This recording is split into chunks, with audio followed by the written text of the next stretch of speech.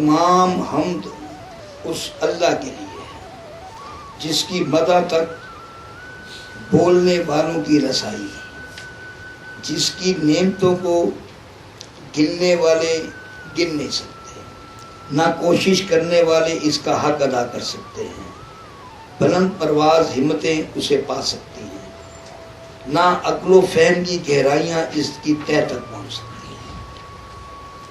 یہ اس کا پہلا حصہ ہے۔ لیکن کوئی بھی جو لفظ ہوتا ہے نا، لفظ اس کا ایک اپنا وجود ہوتا ہے۔ کوئی بھی لفظ ہو، حمد بھی جو ایک لفظ ہے نا، اس کا بھی اپنا وجود ہے۔ اللہ کی حمد آپ نے بیان کی، مثال دے رہا ہوں، یہ اس کا وجود ہے۔ اللہ کا وجود کہاں ہے؟ دیکھیے، آپ خطبے کی بات کر رہے ہیں نا، آپ اس میں سمجھ رہے ہیں، ایک دوسرے سمجھنے کی کوشش کر رہے ہیں۔ اللہ اپنی حمد میں بند نہیں ہے۔ اللہ اگر حمد میں بند ہو گیا تو اللہ حمد کا پابند ہو گیا۔ اللہ کو اس کی حمد میں بند نہ کرنا، اس کی حمد کا وجود اللہ کے سوا ہے۔ اگر اللہ کے سوا ہے تو کوئی بھی شے اپنے مصروف کی طرف لوٹ جاتی ہے، لیکن اللہ کی صفت معصوف کی طرف نہیں لوٹے گی، علم میں بکھر کر ختم ہو جائے گی، اس کی ذات تک نہیں جا سکتی۔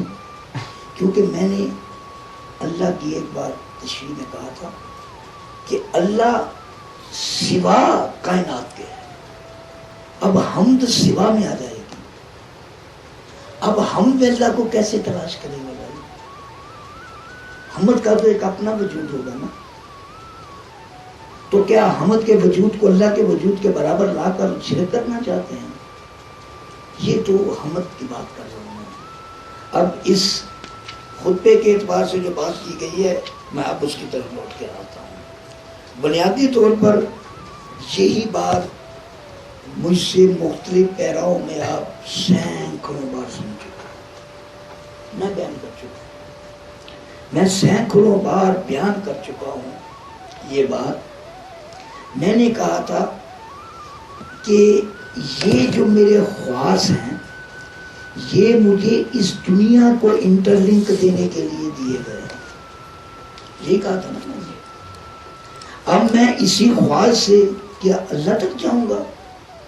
اس غور کریں آپ۔ دماغ آپ کو دیا گیا ہے اس دنیا میں انٹرلنک ہونے کے لیے، زبان آپ کو دی گئی ہے اس دنیا سے انٹرلنک ہونے کے لیے، کان آپ کو دیے گئے ہیں اس دنیا سے انٹرلنک ہونے کے لیے۔ یہ سارے جتنے بھی خواص دیے گئے انسان کو اس کائنات کے انٹرلنک ہونے کے لیے دیے گئے کہ آپ یہ مادہ کی کائنات سے کس طرح انٹرلنک ہوں گے، اس لیے دیے گئے ہیں۔ اور آپ اس سے اللہ کے دیکھنے کا کام لیں گے، آپ اس سے اللہ کی مدح سرائی کا کام لیں گے، آپ اسے عمل بیان کریں گے اس کی۔ آپ ایسا نہیں کر سکتے۔ کیوں؟ کہ شعوری طور پر تمہارے پاس وہ ذرائع ہی نہیں ہیں جو کوئی اس کا کلو دے سکے۔ تمہارے پاس اللہ کا شعور نہیں ہے، اس کی ذات تک جانے کے لیے شعوری ادراک کے کوئی ذرائع نہیں ہیں، کیسے جائیں گے؟ جن ذرائع کو تم استعمال کرنا چاہتے ہو یہ تو مادہ کی دنیا کے لیے ہے کہ تم مادہ کے ساتھ کس طرح انٹرلنک ہوتے ہو۔ یہ ذرائع تمہیں اس لیے دیتے ہیں نا میرے انسان ہے کہ یہ مادہ کے جتنے بھی معاملات ہیں اس سے انٹرلنک ہونے کی یہ ذریعے ہیں بھائی، ان ذریعے سے تم مادہ کے ساتھ انٹرلنک ہو جانا۔ تم ان آنکھوں سے خدا کو دیکھ سکتے ہو، اس کی ذات تک کیسے جاؤ؟ اگر تم ان آنکھوں سے خدا کو نہیں دیکھ سکتے تو پھر خدا کے دیکھنے کے لیے کون سی آنکھیں ہیں؟ زیادہ بہت مشہور بات کہی جاتی ہے کہ خدا کو خدا کی آنکھ سے دیکھا جاتا ہے، تو کیا آپ اپنی آنکھ کو خدا کی آنکھ کہیں گے؟ اگر یہ آپ اپنی آنکھ کو خدا کی آنکھ نہیں کہہ سکتے تو پھر اس آنکھ سے تو وہ نظر ہی نہیں آتا۔ اگر یہ اس آنکھ سے نظر نہیں آتا تو کیا ان کانوں سے تم اس کی مدح سے نہیں سن سکتے؟ نہیں۔ خدا کی بات، خدا کے کام سنتے ہیں، خدا کو خدا کی آنکھوں سے دیکھا جاتا ہے، خدا اپنی تعریف خدا بن کر خود کرتا ہے، تم کہاں؟ اس لیے اگر کوئی انسان کہے کہ میں اس کی تعریف کرتا ہوں تو کر سکتا ہے، خدا کی تعریف کرنے کے لیے خدا بننا پڑتا ہے، خدا کی تعریف خدا کرے گا نا۔ اگر خدا کو دیکھنے کے لیے خدا کی آنکھ چاہیے تو خدا کی مدح سرائی کے لیے خدا کی زبان نہیں چاہیے۔ اب خدا کی زبان کیا ہوتی ہے؟ ہاں ہے بھی خدا کی زبان، اسی خطبے میں آگے جا کر کچھ نہ کچھ بیان ہوگی۔ تو اب کوئی کہے کہ میں اس کی مدح سرائی کروں، یہاں تو ذکر ہو رہا ہے انسان کا، انسان تو نہیں کر سکتا نا۔